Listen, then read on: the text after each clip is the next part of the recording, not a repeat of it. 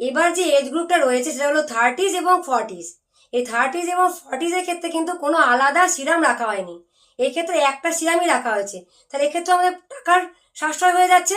এবং এক্ষেত্রে যে সিরামটা আমরা ইউজ করব 30 থেকে শুরু করে একদম 40+ পর্যন্ত, সেটা হচ্ছে কারেক্টিং সিরাম।